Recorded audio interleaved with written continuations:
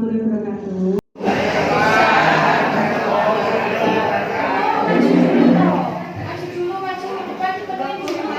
Depan sini.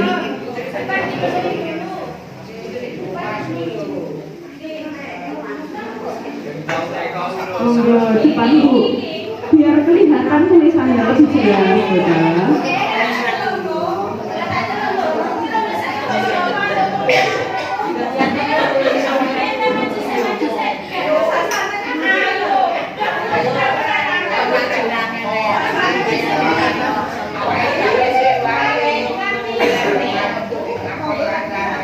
Monggo, ayo maju.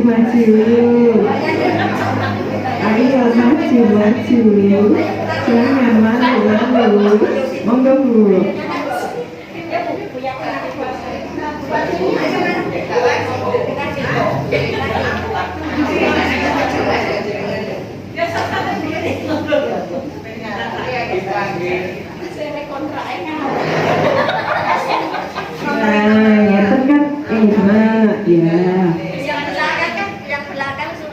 Nah, bapak-bapak monggo maju dulu, Napa ibu-ibu enggak maju. Nah, lebih kelihatan nanti tulisannya lebih jelas. Nah,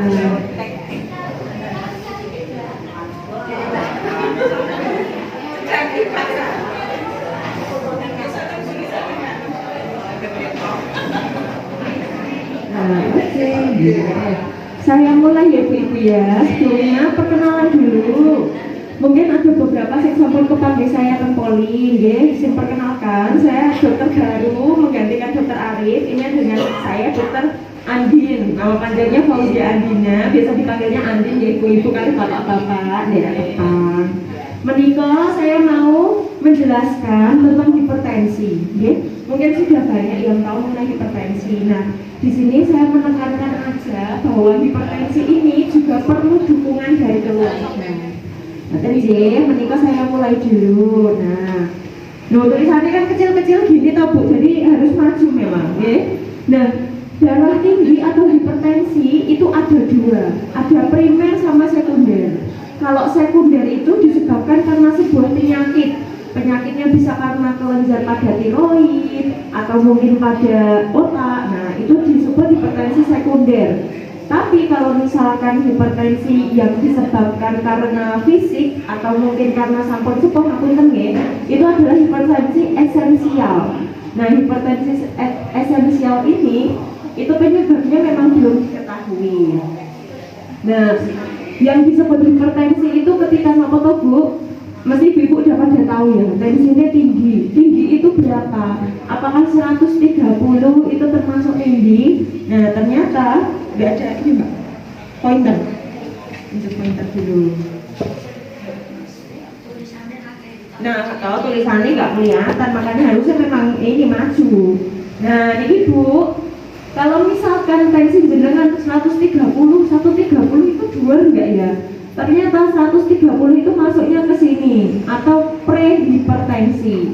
Jadi belum dikatakan tensi tinggi. Nah, jadi masih pre sebelum hipertensi. Nah, tapi kalau misalkan sudah lebih dari 140 atau bahkan 160 itu sudah dinyatakan hipertensi.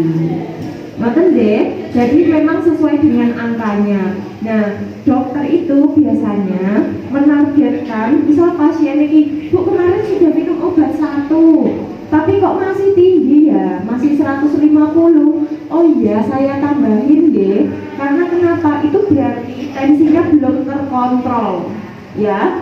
Jadi fungsinya kenapa kok jenengan harus balik ke sini untuk ditensi lagi? Karena dokternya kajinya perso, oh satu obat belum cukup atau oh satu obat sudah cukup. Benten kalau jenengan tidak itu apotek, cuman beli obat ini obatnya yang kemarin ini. Nah tapi tanpa diukur, nah nanti kan sakit benten ibu. Jadi kenapa pentingnya kok harus kontrol lagi itu supaya dokternya sakit perso.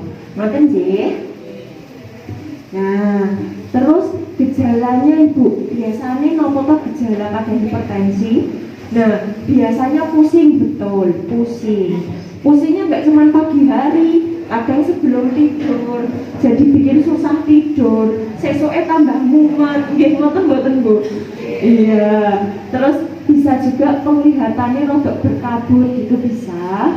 Terus detak jantungnya lebih cepat, bisa mimisan juga. Nek misalnya tensinya itu ekstrim, bisa sampai 200, itu bisa mimisan bisa. Terus telinga berdening ini juga bisa. Tetapi hipertensi ini juga bisa tanpa gejala.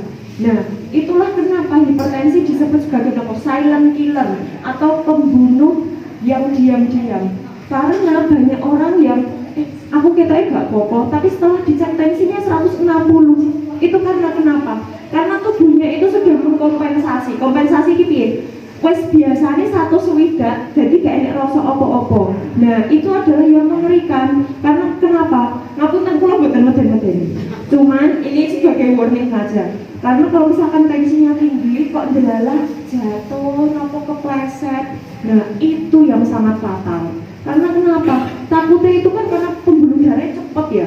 Cepat kalau misalkan dia terbentur, pecah, ngapunten sing jadi stroke atau apanya itu kan karena itu. Ya, jadi Bapak Ibu ampun penggali kok aduh minum obat terus, jangan gitu. Tapi ini tuh kita mencegah supaya tidak sampai ke arah yang lebih parah lagi. Ngaten nggih, karena kan selalu diawasi oleh dokter. Next. Nah, ini ya Bu ya, pengendalian hipertensi ini ternyata membutuhkan dukungan dari keluarga. Nah, mungkin banyak ya Bapak Ibu yang bilang sama saya juga, Dok obatnya akeh banget, Dok tiap hari kok minum obat. Nah, sejatinya memang harus seperti itu. Karena kenapa? Kalau tidak seperti itu nanti takutnya yang tidak diharapkan terjadi ngono lho Bu. Nah, itulah kenapa ini sebenarnya harusnya ada keluarganya juga ya yang mendampingi gitu. Nah, dukungan dari keluarga ini bisa berupa nasihat, motivasi seperti yang saya bilang tadi, dan juga informasi berupa bantuan nyata. Jadi saya memotivasi Bapak Ibu ini tidak lelah-lelahnya, karena saya pengen Bapak Ibu di klinik Dokter Rita ini merasa terayomi. Terus harus sehat semua. Kalau bisa dicegah yang harusnya bisa kita cegah. Boten nggih, kayak penyakit ginjal, terus penyakit stroke, yang kayak gitu kan kita bisa cegah ya Bu ya. Jadi saya harapkan lansia-lansia di sini itu memang sehat semua dan produktif. Ada nggih? Ini. Nah, keluarga ini memang penting untuk apa? Pemantauan obat. Jadi untuk mengingatkan, ayo Ibu kalau nunjuk obat dereng, kan karena ada obatnya yang pagi, ada yang malam, boten nggih. Nah, itulah peran keluarga untuk mengingatkan sebenarnya. Lalu pemeliharaan dan juga pencegahan komplikasi hipertensi di rumah. Nah, tadi ya contoh-contoh komplikasinya itu Ibu. Jadi tensi boten terkontrol, takutnya naik kepleset apa jatuh, nah itu yang ditakutkan.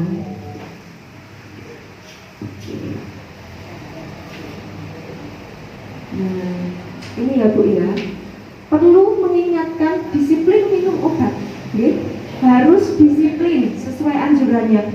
Bu, ini sebelum tidur, Bu, ini pas pagi. Nah, itu adalah memang perlu adanya dukungan dari keluarga.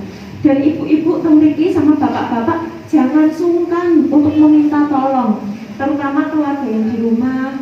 Atau misalkan Mbak Iin juga bersedia kasih WA, Bu, waktunya kontrol, Bu, waktunya prolanis. Nah, nanti insya Allah akan kita bantu juga.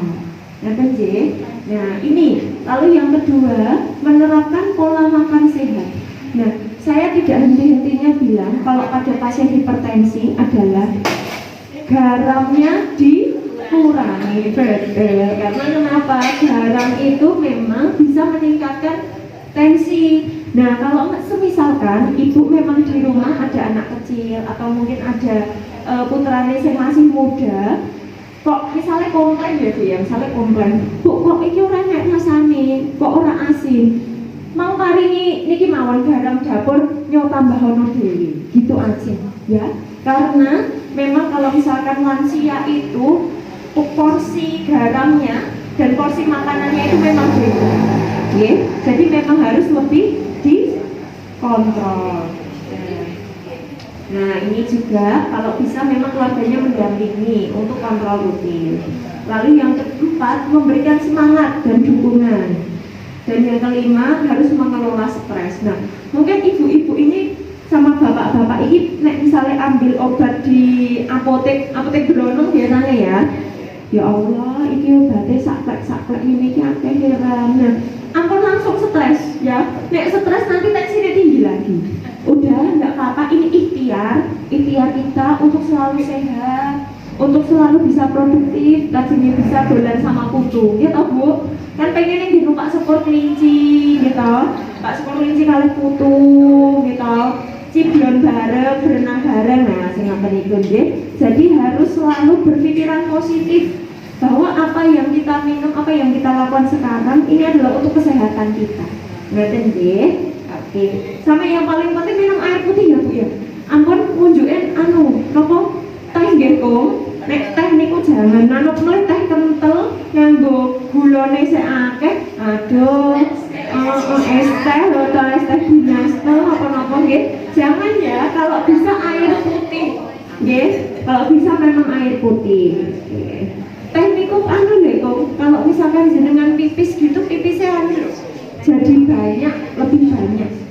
Dan mending air putih. Nah, ini banyak sekali terjadi pada lansia-lansia di sini. Dok, nek unjuk obat terus ya mengke ginjale napa mboten mboten kena, apa mboten rusak ngoten. Ya ta?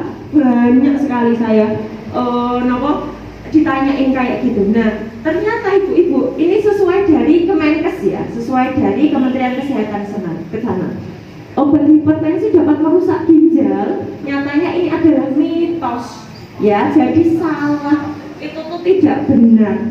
Bisa benar itu ternyata obat hipertensi itu bisa melindungi ginjal. Maksudnya melindungi gimana? Dia mencegah supaya si ginjal ini tidak rusak karena hipertensinya. Jadi hipertensi itu jauh lebih merusak ginjal daripada obat. Jadi kalau misalkan darah tinggi yang tidak terkontrol terjadi secara terus-menerus ini, wah itu ginjalnya malah lebih nelongsong. Saestu itu lebih cepat rusaknya, sama fungsinya lebih cepat hilang. Kalau misalkan tensinya itu tidak terkontrol, nih hipertensi tidak terkendali, justru merusak ginjal. Ya, itulah kenapa setiap 6 bulan sekali, itu ada tes agak banyak gitu ya. Ada yang profil lipid, LDL, HDL, trigliserid, terus yang paling bawah itu nek jenengan perso itu HbA1c yang atas, yang bawah itu ada mikroalbumin, ureum, dan kreatinin. Itu adalah untuk fungsi ginjal itu. Jadi fungsi ginjal itu ada rapotnya. Kalau misalkan bagus dia itu lebih dari 90, itu ada keterangannya. Itu adalah berarti fungsi ginjal normal. Fungsi ginjalnya sudah menurun, sangat turun.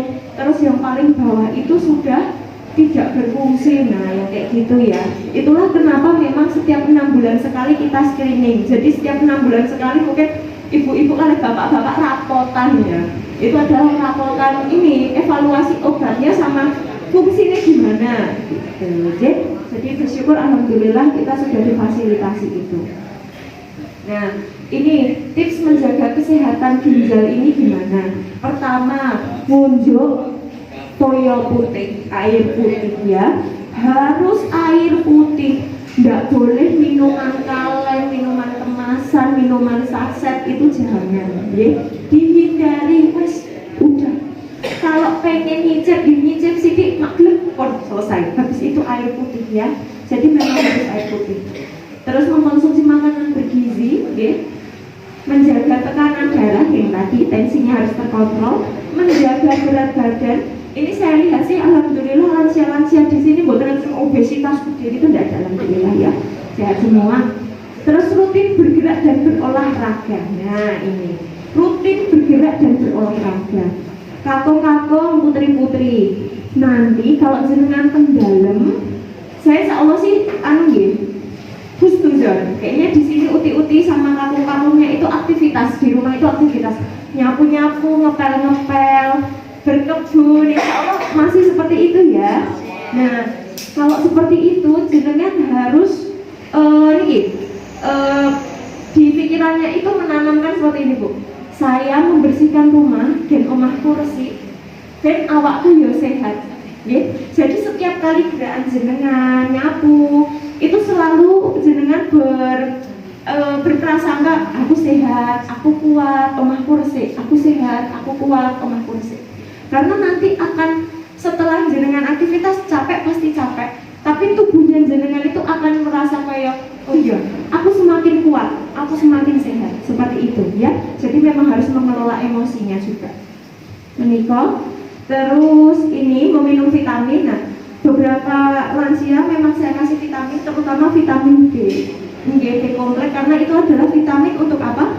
Untuk menjaga persyarafan dan juga bisa untuk menjaga tulang. Jadi biar ibu-ibu di sini itu bisa persyarafannya itu semakin kuat juga. Nanti nggih. Terus nah ini biasanya kakung-kakung ini berhenti merokok ya. Jangan merokok itu gak enak. Gak ada manfaatnya. Gak ada manfaatnya. Uang habis, uangnya dibakar, belum lagi asapnya kemana-mana, bisa ke orang lain, nikotinnya ke tubuhnya yang merokok, gak ada manfaatnya. Dari penjuru sisi manapun tidak ada manfaatnya itu merokok itu. Lalu hindari konsumsi alkohol. Nah ini ya Bu ya. Jadi seperti yang kita ketahui tadi, hipertensi ini di atas 140/90. Nah, ini manfaatnya minum obat itu adalah menghindari komplikasi. Nah, komplikasi yang saya bilang itu yang tadi ya Bu ya, penurunan fungsi ginjal. Terus apa? Kalau kepleset takutnya jadi stroke, nah yang kayak gitu ya. Jadi komplikasi seperti ini yang harus kita cegah. Dan ini menjadi manfaat. Nah, ini program yang harus dijalani. Ini ya salah satunya adalah kita ada program lansia senam dan juga ada cek lab secara rutin. Nah ini pentingnya kontrol rutin ya Bu ya. Jadi saya berharap sih semoga ibu-ibu dan bapak-bapak di sini tidak jenuh untuk selalu datang ke sini dan kontrol di sini ya. Walaupun mungkin sesekali memang harus ke apotek karena obatnya telat atau mungkin mau berpergian yang agak lama gitu ya, monggo. Cuman memang kalau saran saya kalau bisa kontrol dulu. Jadi supaya dokternya juga bisa memfollow up, bisa tahu seperti gimana. Oke. Terus nah ini pentingnya keluarga untuk mendampingi ya sebenarnya ya.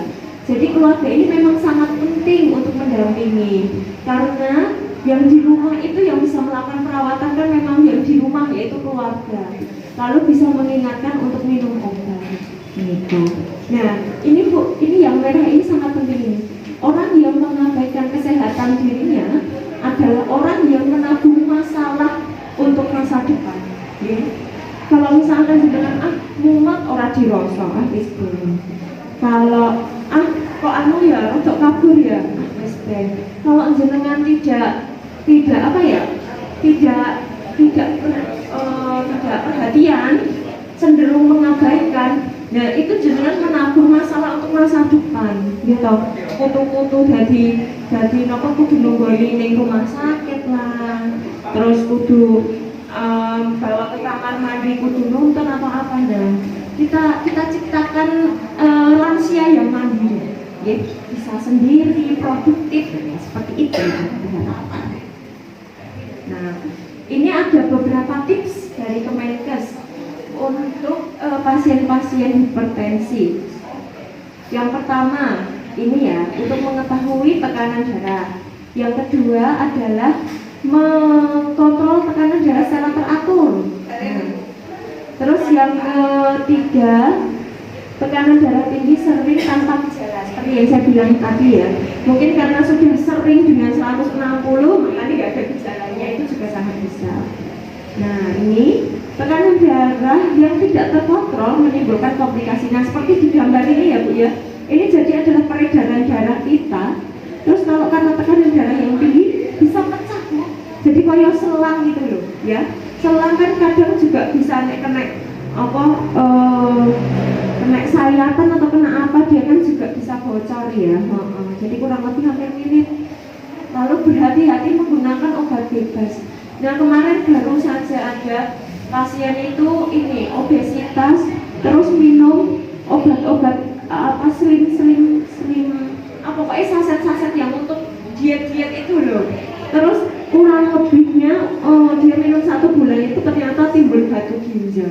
Ya saya kurang tahu apakah memang itu, tapi mungkin salah satunya bisa jadi karena konsumsi sesuatu yang kita tidak tahu gitu loh.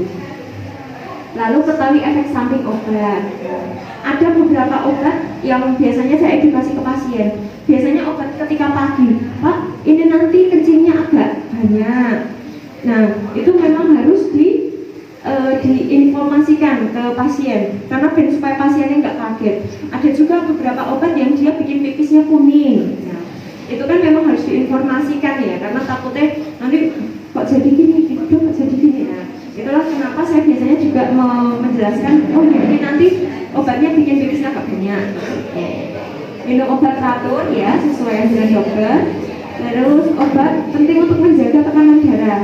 Lalu pastikan ketersediaan obatnya. Kalau bisa kalau obatnya sisa 1, ya bisa hari itu kontrol, hari itu datang ke sini. Tapi kalau misalkan ya kepepetnya itu minta tenang, langsung tindak ke sini. Nah, ini mengenai makanan yang kita konsumsi. Ternyata yang bikin hipertensi itu tidak cuma garam, tetapi gula juga bisa. Nah, kenapa? Ternyata terlalu banyak gula bisa mengganggu sistem yang mengatur tekanan darah. Gula membuat gula darah dan asam urat itu naik, sehingga mempengaruhi fungsi ginjal dan pembuluh darahnya, beresiko menyebabkan peningkatan tekanan darah. Nah, jadi yang mengatur darah tinggi, mengatur tensi itu ternyata tidak cuman selang itu. Jadi selang kita itu hebat Bu. Selang pembuluh darah itu dia bisa mengecil, bisa membesar sendiri, ya. Tetapi ternyata organ lain yang berperan penting itu adalah ginjal. Ginjal itu ibarat kata dia pompanya itu memang jantung, tetapi ginjal itu yang mengatur kecepatannya itu. Itulah kenapa kok setiap 6 bulan sekali di screening ginjalnya, karena itu. Karena dia yang mengatur kapan ini tekanannya naik, kapan ini tekanannya turun, itu adalah fungsinya dari ginjal. Dan ginjal itu dia juga memproduksi urin. Jadi kalau misalkan ngapain pasien-pasien dengan gagal ginjal, itu biasanya mereka pipisnya itu pas di HD aja, pas dicuci darah, itu dia harus pipis. Tapi kalau misalkan tidak, nggak bisa. Jadi pipis itu nikmat ternyata ya. Pipis itu adalah suatu nikmat yang perlu kita syukuri. Nah, ternyata gula juga bikin tubuh lebih sensitif. Jadi ketika jenengan konsumsi gula yang berlebih, garam sedikit aja itu rasanya wis banyak, karena dia meningkatkan sensitivitasnya dari garam. Gitu. Jadi dampak garam ke tekanan darah semakin besar. Oke. Nah, ini kandungan gula dalam cemilan, cemilan atau konsumsi sehari-hari ya. Kalau es teh tawar, es teh tawar, 1 gelas es teh tawar itu gulanya 0 gram, ya. Kalau teh tawar.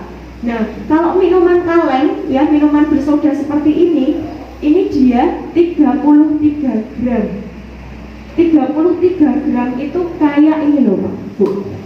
3 sendok makan. Jadi banyak banget. Dalam ini berapa mili ini? Kayak gini paling biasanya sekitar 200 sampai 300 mili. Itu ternyata garamnya itu 3. 1, 2, 3. Banyak sekali. Ini banyak sekali. Nah, terus ini kalau teh kopi atau ditambah susu kental manis ya, ini sekitar 21 gram. 21 gram ini ya sekitar 2 sendok makan ya. Secangkir ini, banyak banget ya. Padahal nyatanya pada orang normal ya, saya bilang ya, bukan pada pasien diabetes. Kalau pasien diabetes dia pasti lebih minimal lagi. Itu adalah 50 gram gula atau 4 sendok makan. Ya, 4 sendok makan aja. Padahal ini sekali teguk sampai habis udah 3 sendok. Belum lagi dari makanan yang lain. Belum lagi nasi itu juga isinya gula. Jadi makanya harus hati-hati sekali. Minuman yang seperti ini saya kalau udah boleh bilang ke lansia ya, ini udah haram. Ini haram. Ini ya masih boleh lah, kalau misalkan disuguh itu boleh. Ini boleh banget. Yang kayak gini, minuman kaleng, minuman botol itu benar-benar dilarang sekali. Saya pernah baca teh pucuk. Teh pucuk itu Bu, yang botol itu Teh pucuk itu dia kalau tidak salah sekitar 39 gram dalam satu botol itu. Berarti sama itu dia 3 sendok. Banyak sekali itu. Oke. Ini presentasi saya sudah selesai. Jadi kesimpulannya adalah kalau misalkan Bapak Ibu sudah konsumsi obat rutin, saya harap Bapak Ibu semua tetap konsumsi obat rutin. Jangan takut, ojo terbawa mitos-mitos yang ada di WhatsApp group atau yang di TikTok bilang, oh obat gula, obat hipertensi itu bikin ginjal rusak. Jangan ngoten ya, karena nyatanya kalau tensi tidak terkontrol itu jauh lebih cepat merusak daripada jenengan konsumsi obat tapi tekanan darahnya itu terkontrol. Ngoten nggih, ya. Jadi saya harapkan Bapak Ibu lansia di sini semuanya sehat, semuanya selalu produktif, terus tidak membebankan keluarga juga ya. Jadi kita harus sama-sama. Jadi keluarga memang harus mensupport, tapi Bapak Ibu juga harus semangat. Ngoten nggih? Tanya jawab. Oh iya. Oh nggak ada doorprize ya? Oke, sebelumnya ini saya mau membuka tanya jawab dulu. Kira-kira dari kakung-kakung sama uti-uti ini ada pertanyaan boten mengenai darah tinggi atau mengenai apapun juga boleh. Misalkan obat herbal gimana ya dok ya? Boleh enggak ya? Timun itu boleh enggak ya dok? Apalagi ya? Melon ya bu? Melon apa namanya? Apa? Melon boleh, enggak apa. Ibu kalau misalkan mungkin ada beberapa ibu-ibu ataupun bapak-bapak pengen sik manis-manis gitu ya, mungkin ya pengen sik manis-manis, sik seger-seger, tapi katanya nggak boleh sing gulanya terlalu tinggi. Nah, saran saya monggo jenengan konsumsi buah-buahan itu memang dia yang manis itu mengandung gula, tetapi setidaknya dia itu organik. Wong segini bu, gula itu kan sebenarnya juga dari tebu itu kan juga tumbuhan ya toh. Jadi enggak apa-apa sebenarnya, itu kan juga organik sebenarnya. Cuman memang yang harus kita perhatikan itu adalah nopo nih, takarannya, ukurannya. Jadi kalau misalkan jenengan badhe makan misalkan apa ya, mangga manis ya, mangga yang manis atau melon yang manis, semangka itu enggak apa-apa, asalkan boten sak kilo melon jenengan nopo dihargakan kan nggih boten ya. Jadi enggak apa-apa. Jadi kalau misalkan gimana dok, boleh nggak konsumsi melon atau apa? Nggak apa-apa, nggak masalah ya. Yang penting sesuai, ojo banyak-banyak ampun maruk-maruk ya. Jadi seininya aja, semagione ngoten nggih bu ya. Iya kayak gitu.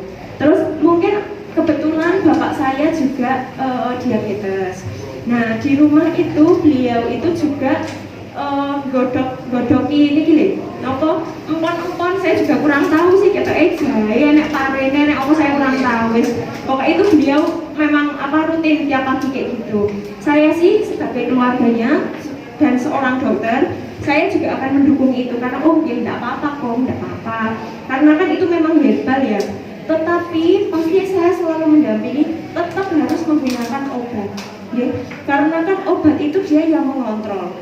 Nah, empon-empon dan jamu-jamuan itu bisa meningkatkan imunitas, saya percaya itu karena memang literaturnya memang bisa ada beberapa literatur yang menjelaskan bahwa herbal Indonesia itu dia bisa meningkatkan imunitas.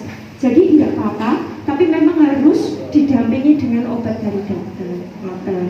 Jadi kalau kakung-kakung uti-uti di rumah ada godok apa yang mungkin empon-empon gitu, nggak apa-apa. Nah kunyit gitu nggak apa-apa, monggo terserah ya. Yang penting tetap harus kontrol, tetap harus cek juga secara rutin. Ada pertanyaan buatan pinter-pinter niki? Nggih, pon.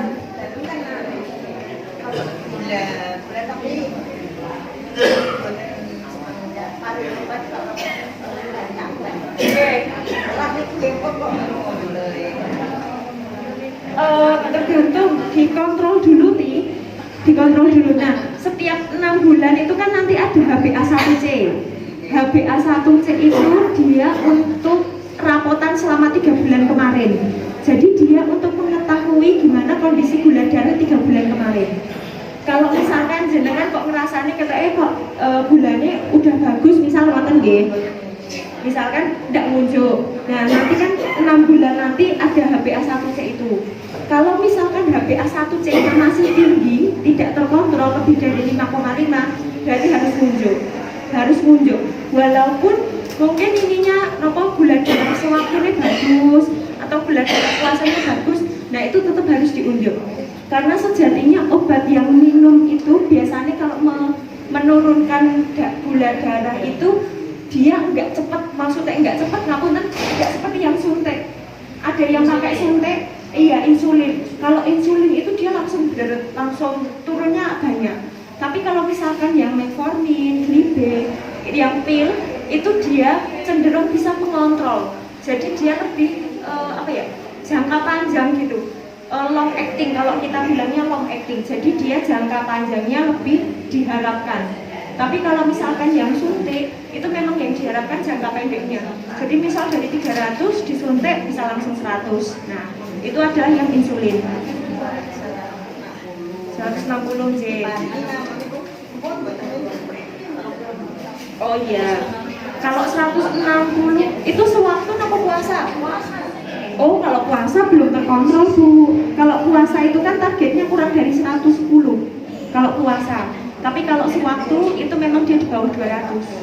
Nah, itu berarti harusnya diunjuk, Bu. Harusnya tetap diunjuk dulu, ya. Karena takutnya misalnya enggak diunjuk, nanti kan jadi kalau misalkan gula itu dia itu ada organ yang memproduksi insulin. Nah, dia itu ada sensitivitasnya, Bu. Jadi kadang sensitif, kadang enggak. Kalau pada usia muda, dia itu sensitif. Jadi kalau gulanya tinggi, langsung diproduksi insulinnya. Tapi kalau ngapunten ya, karena sudah sepuh ya, degenerasi, proses penuaan, itu sensitivitas dari organnya itu dia menurun. Jadi kalau gula darah nggak tinggi sekali, itu dia tidak akan melepaskan insulin. Nah, fungsi obat salah satunya itu, dia untuk meningkatkan sensitivitasnya dari organnya itu. Namanya organ pankreas. Jadi misalnya pas enom dijawel sitik aja dia udah bisa keluar. Kalau empon sepuh itu dia kudu dicaplek gitu, harus digeningan dulu, ya baru dia mau keluar. Nah, itu salah satu fungsi obat dari gula itu gitu. Jadi tidak cuma mengontrol gula, tapi dia juga meningkatkan sensitivitas. Oke, ada pertanyaan? Oh, mau ngambil lab. Oh iya, ini sambil ngambil lab ya Bu ya, ambil darah deh. Oke. Oh iya, kalau misalkan untuk makanan ya, sejatinya semua karbohidrat itu pasti akan menjadi gula, Bu. Karena kan karbohidrat terus dipecah jadi sukrosa, dipecah lagi jadi laktulosa dan lain-lain. Nah, kalau misalkan mau alternatif lain, pasti saya akan menyarankan yang pertama adalah kentang. Kentang itu dia karbonnya cukup tinggi, tapi gulanya rendah. Itulah kenapa kentang kan rodok sepo-sepo gimana gitu ya. Terus yang kedua pohong itu juga sama. Dia tuh kan agak sepo-sepo gitu. Nah, tapi saran saya pohong dan kentang itu jangan digoreng ya Bu ya. Nah, digoreng kan ada minyaknya. Jadi dikukus, didang, itu akan jauh lebih nutrisinya lebih terjaga. Dan minyaknya kan juga nggak ada, jadi aman untuk kolesterol ya, atau yang kayak trigliserid, HDL, LDL gitu. Terus yang ketiga bisa juga dari buah-buahan sebenarnya, seperti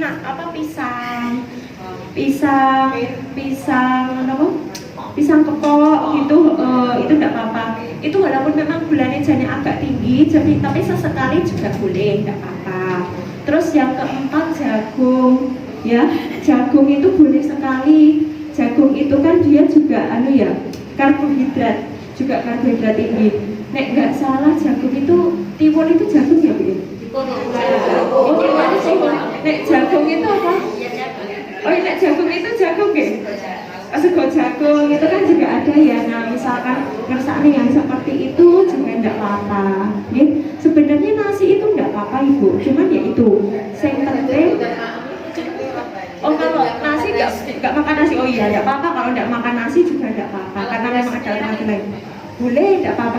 Kalau beras merah itu seratnya dia memang lebih tinggi daripada nasi putih. Iya. Jadi untuk karbonya kedudukannya hampir sama, cuman memang kalau beras merah itu seratnya lebih tinggi.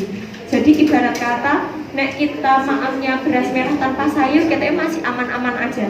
Maksudnya pupe masih inilah, masih bisa lancar gitu loh, seratnya masih terpenuhi.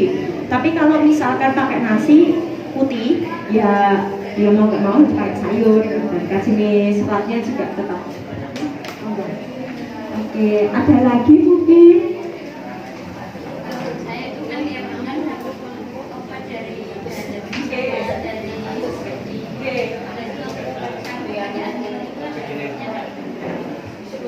Tergantung bu. Anu sih kemarin ini ya, yang di sini tuh ya.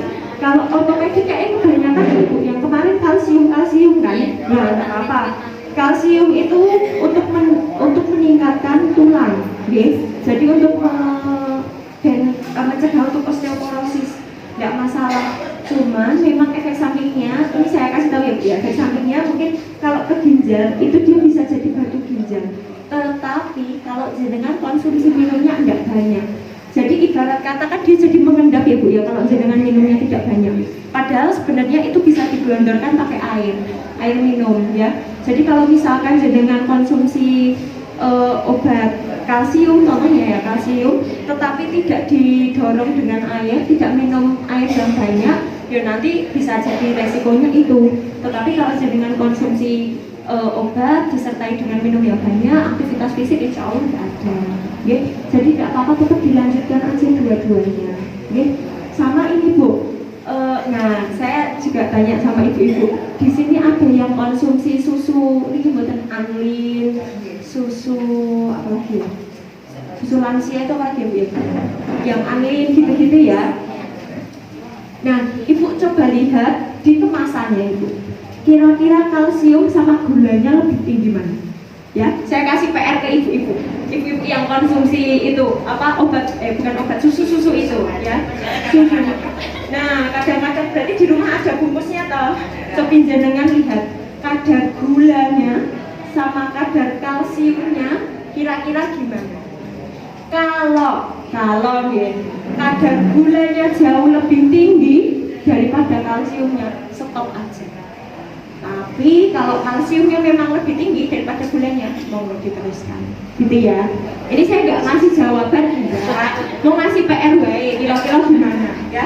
Nanti jenengan sendiri yang membuktikan. Nah, misalnya gulanya lu dhuwur, stop, ya. Dan itu pesannya saya. Nah, dan ada yang konsumsi itu apa susu itu? Oh etasol, nah coba bu dicek ya gulanya kira-kira berapa gram ya itu. Nah saya kasih PR nih uti tak kasih PR ya nggak apa-apa nanti dilihat biar ini bu biar kita jadi konsumen yang cerdas ya.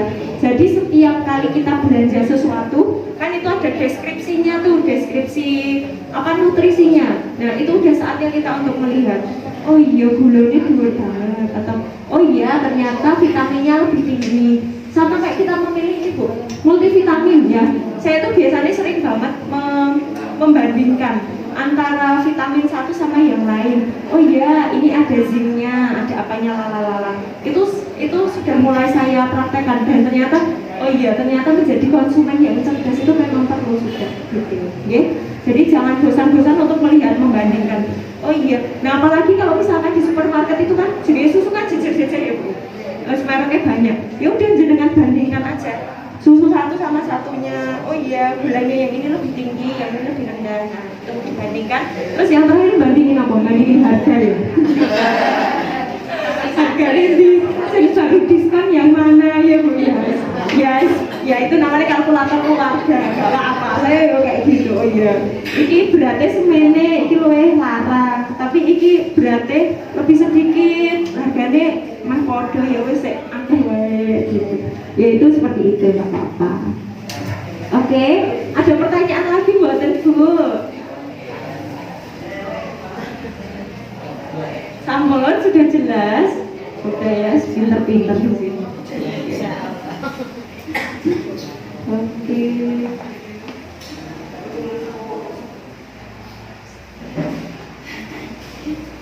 Ada yang belum diambil darahnya? Oke, sudah. Bentar ya Bu ya. Saya tinggal dulu sebentar ya.